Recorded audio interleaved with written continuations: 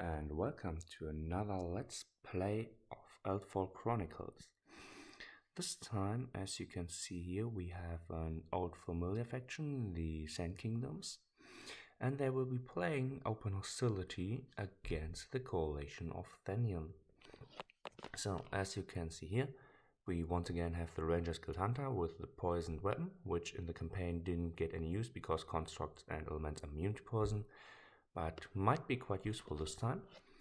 We have the Knight Temple Priestess, who is the leader of the Coalition of Thenion, who drew the assassination contract and the cunning tenacity scheme. And I think for this mission, she will use the cunning tenacity scheme just so that she can potentially get 6 more victory points. But I will look up between recordings to see if there's a cap on 3 maximum. The Slayer Dragoon on Hell Lupus Rex. And for the Sand Kingdoms, we have the Academy Expeditioner, who will lead his faction, and he has the Stalwart Defender on Unhindered Expedition. And this time he will use the Unhindered Expedition, I think, just simply so that he has the potential to score in the second round 3 victory points. We have the Ferrous Outrider once again. Both of these have the Elemental Lineage upgrade for the fire. So we have some fireboards and some armor ignoring capacity. And the Taskmatch Explorer once again has the pouch and the first aid kit and has to do her supporting role. So with this, I will use the white die for the Coalition of Thenion and the black die for the other way around, sorry. Black for the Coalition of Thenion, white for the Sand Kingdoms. And for the initiative check, let's just see. The Coalition of Thenion has a 14, and the Sand Kingdoms have a 11. The moral of the Knight Temple Priestess makes this to a 22. And the moral of 12 makes the 11 to a 23. 22 with 23, therefore the Sand Kingdoms have won the deployment. And just to make it a little bit more interesting, I will be focusing on this and this side. So therefore that we have at the northern border a little bit less terrain, and here at the southern edge we have a little bit more.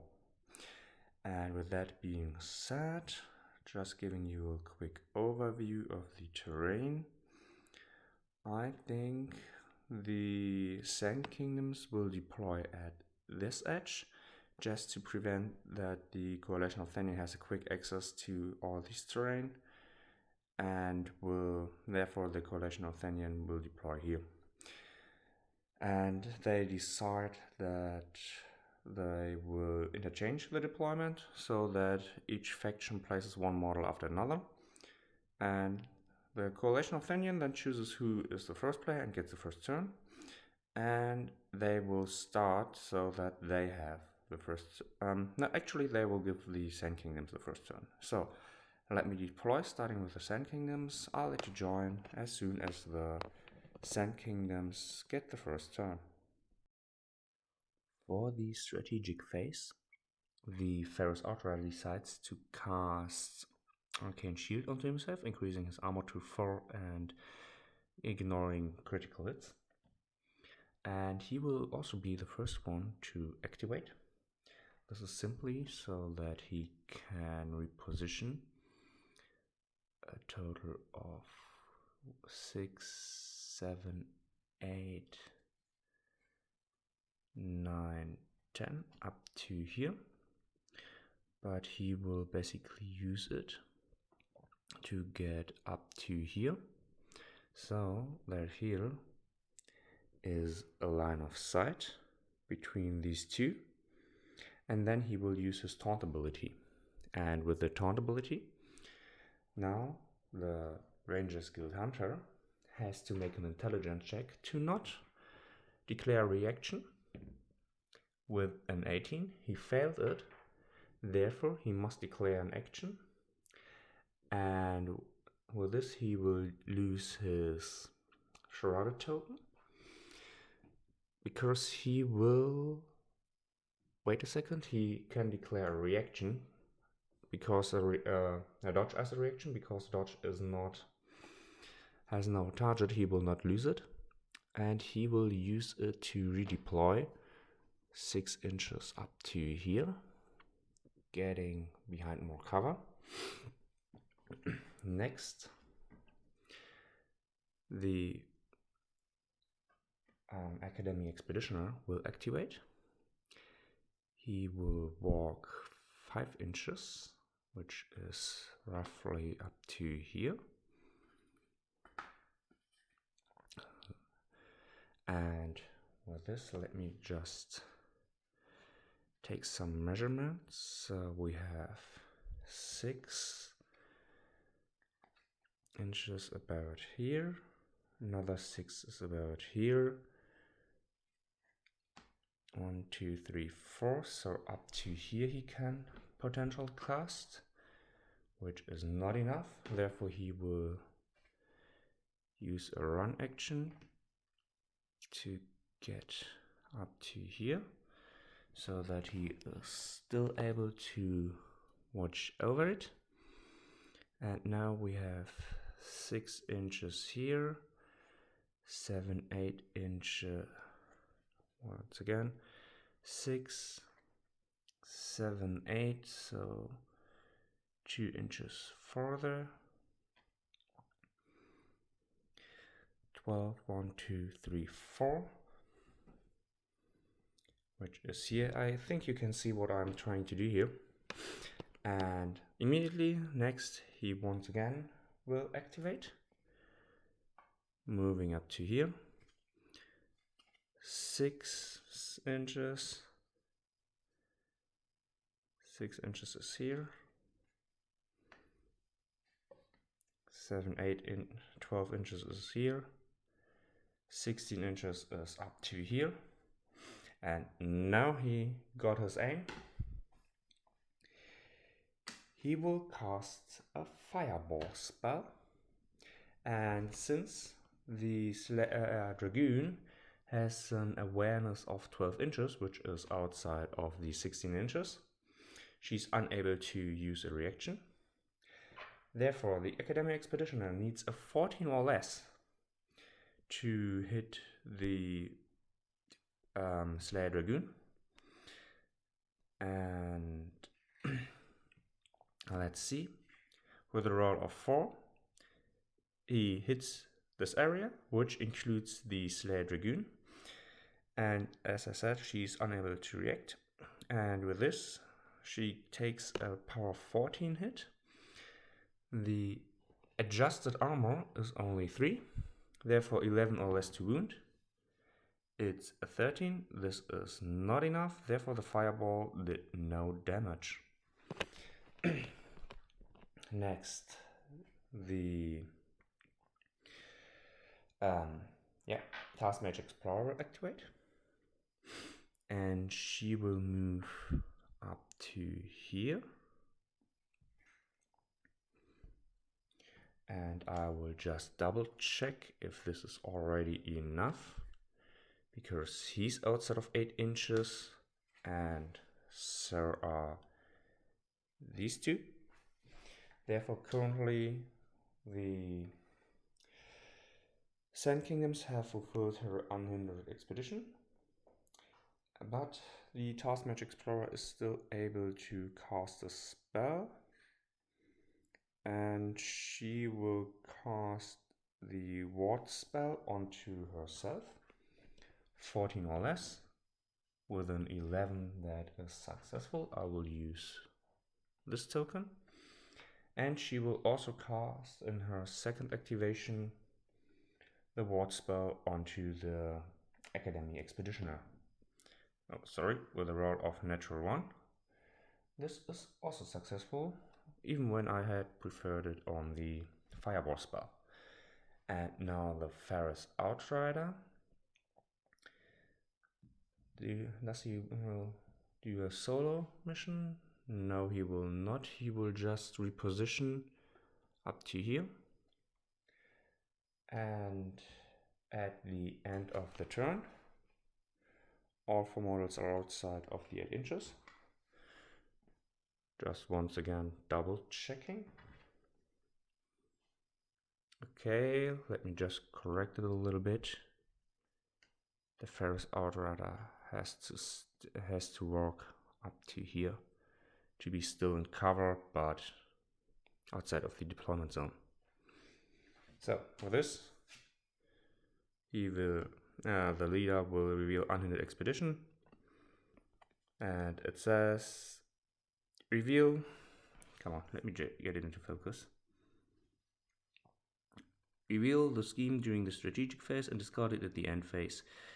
Receive 1 victory point for every model outside your deployment zone summon at the end of this turn. So with this, they succeeded at completing it and are scoring 3 victory points. Now let me prepare the coalition of Thenion's turn, and I'll let you join then. The coalition of Thenion will start with her leader, the Nighttime Priestess. She will take on the flight, and will then, as soon as I find my rulers, use it to take up a flight of 10 inches, so that she is within range of the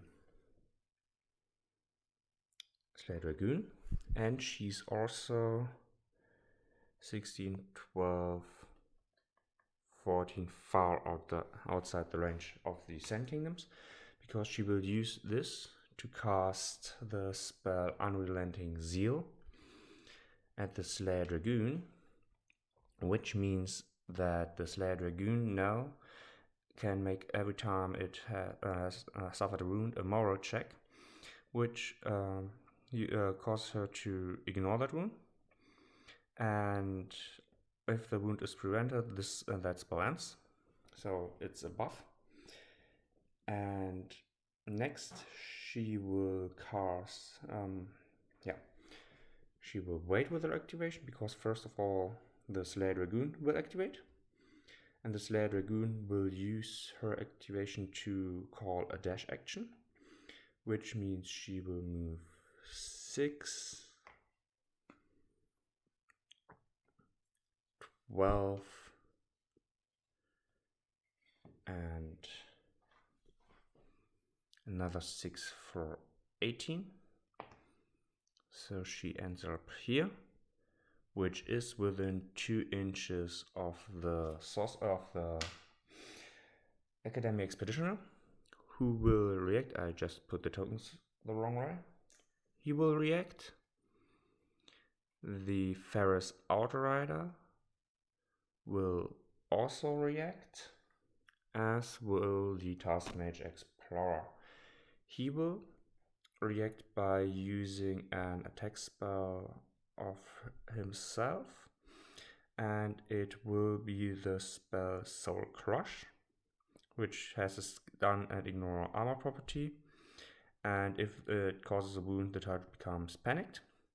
She will react with casting, so also attacking the Ferris Outrider, and she will use the spell Redirect Damage, so that any non-critical hit will be redirected. And finally, the Ferris Outrider, he will use a dodge action to get closer to the action. Well, let me look if he has anything else he can do. No, since all his spells are enchantments, and these can only be cast in his active drop. So, a dodge, a confrontation, and an attack. Let's start with the attack roll of the Task Mage Explorer. She needs a 14 or less, and it is a 9, therefore the attack is successful. And what does this mean?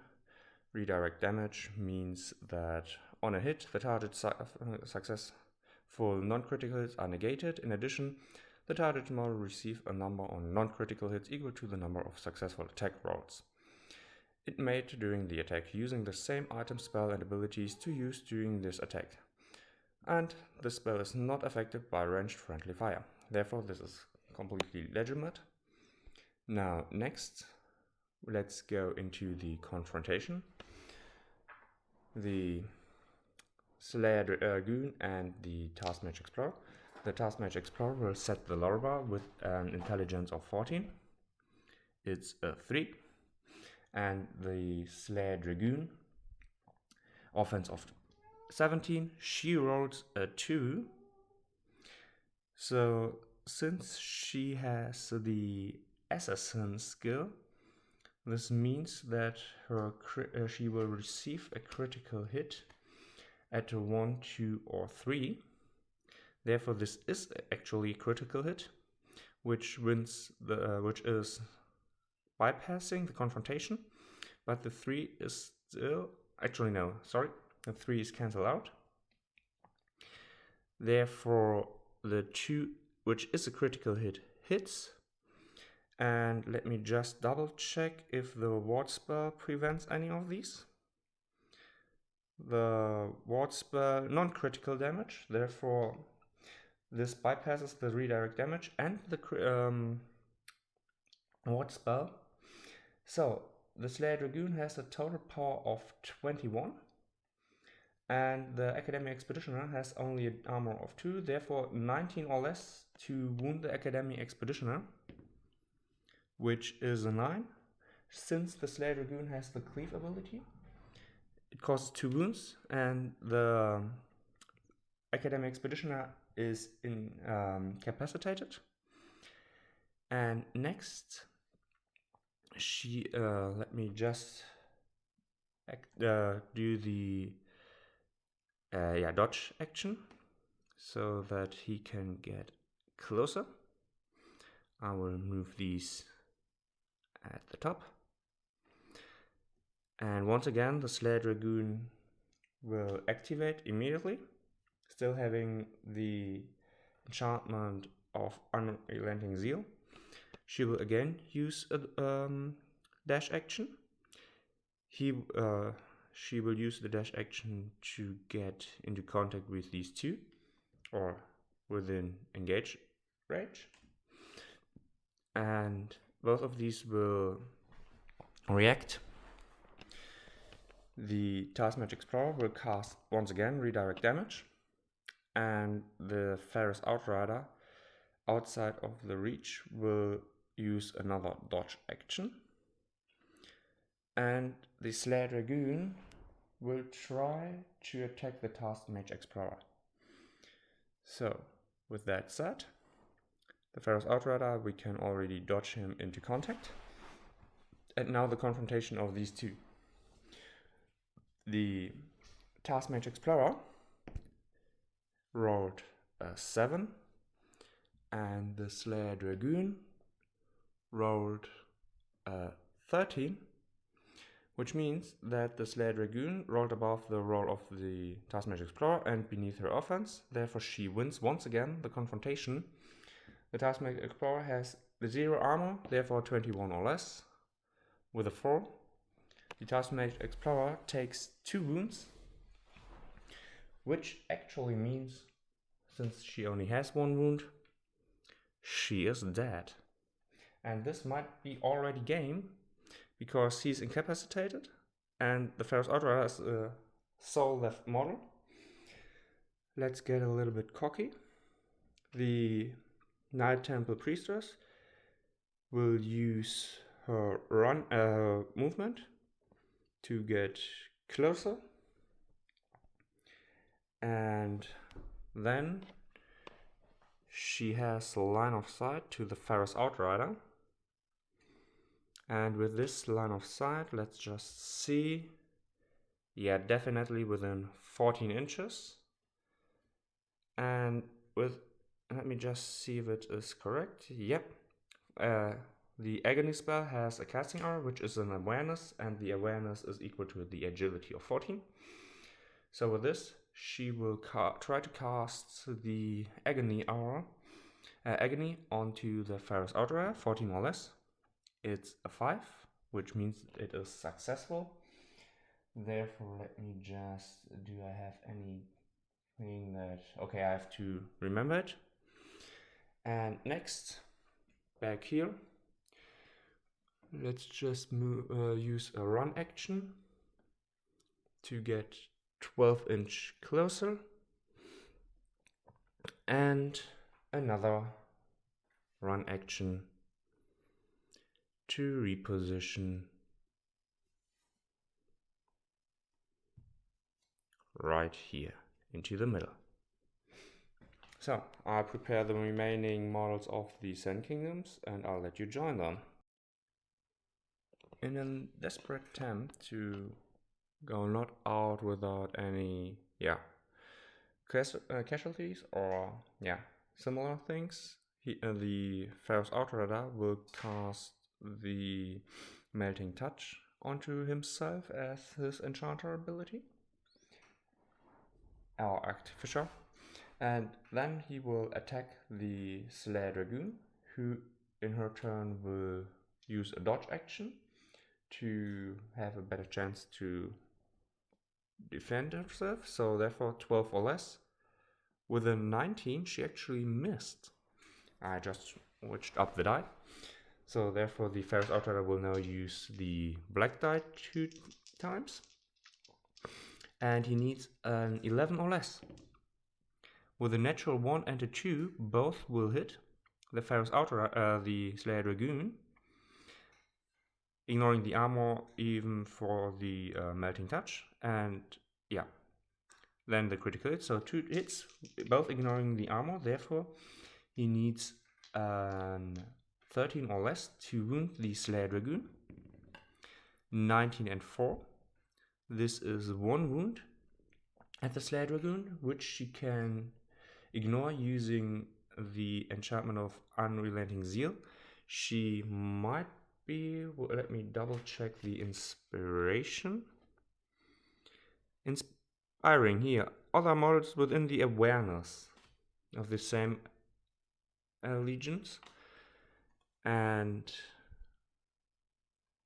let me just see, 12 inches is up to here. Yeah, it is within 14 inches, therefore she has a moral of 21 and succeeding at a roll with a 4. So the wound is prevented, and let me see what burn. When a model suffers a wound, therefore this time it does no damage, and she is allowed to, since it was a dodge, the Slayer Dragoon is allowed to move 4.5 inches, and the Pharaoh's Outrider has the follow-up. If an enemy model disengages from the model, this model may move up to half its speed towards the disengaged model. So the Slayer Dragoon moves 4.5 inches up to here. 2.5 inches might be not enough, but since he has another action, he will once again get in contact with the Slayer Dragoon and tries to hit her once again. The Slayer Dragoon will also activate, but I just remembered that she used the agony spell onto him, so therefore he has to perform an intelligence roll before the last action. I will just do this for his first activation, 13 or less. With an 18 he was not allowed to do that and actually lost 1 hit point. So let me see, I will just state here. The second activation, it's an 8, he's allowed to do that. Therefore I will just reposition him here and say that this was his turn, but also he gets a wound. So let me just prepare the Coalition of Thenion's turn, and I'll let you join then. The Coalition of Thenion starts by revealing the Rangers Guild Hunter, who has the surprise attack skill for this turn, a trait, and he will attack the Pharaoh's Outrider, who in his turn will use a dodge action to avoid the shot. So the Pharaoh's Outrider has a 2 even with his halved agility, or not even halved, since he has the vigilance skill because of the arcane lantern. Now, that reminds me, with the vigilance skill, he is within 12 inches, so he was already revealed, so therefore no surprise action. Bad positioning on my part, but nevertheless, the Ranger Skill Hunter, 14 and 12. Usually it would be enough, but since the Ferrous Outrider managed to dodge, he will just reposition here. And now the Slayer Dragoon will just activate, and she will use it to attack the Ferrous Outrider. The Ferrous Outrider, outside of 1 inch, has no other option than to dodge. The white die for the Ferrous Outrider, the black die for the Slayer Dragoon. A 4 is enough to dodge, so therefore he's once again able to dodge out of the way, but he will just reposition into combat, which the Slayer Dragoon will immediately use to attack again. 17 or less. It's a 9, power of 21. He has an armor of 1, therefore 20 or less, and that's game. So with this, the Coalition of Thenion has a complete victory. And let me just clean up the board, and I'll see you for the after action report. So, after action report, what do I think about this game? I think it went as expected, because the mounted Slayer Dragoon is just a beast. She's fast, and the Sand Kingdoms did not had any chance to avoid her in the first or second turn. At the latest, at the second turn, they only had the hope of attacking her early and then destroying her maybe with the Soul Crush spell to hinder her on moving forward. But since the Slayer Dragoon won the confrontation with the Academy Expeditioner, the game was basically won. Because with her 2 damage, she instantly knocked out him. Afterwards, she slew the healer to recuperate him, and then the Ferrous Outrider was alone against the whole party. I'm a bit disappointed that the Ranger Skill Hunter didn't get the chance to show the poisoned and surprise attack trait, because the surprise attack halves basically every important stat of the target for this turn. So in case of confrontation and avoiding damage, and the weakened also halves the toughness and reduces the stamina by 1, therefore basically halving also the endurance of the model, which is really an interesting way to soften up the key target like an enemy leader. And the Nighttime Priestess, she performed her role splendidly by supporting her teammates, or in this case her teammate the Slayer Dragoon.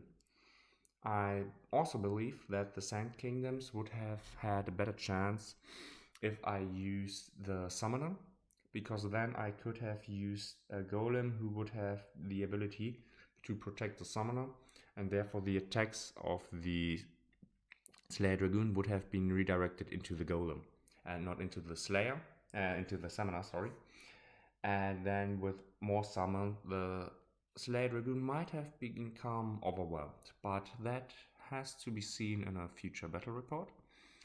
Thank you for watching, and I hope I see you in the next one. Bye.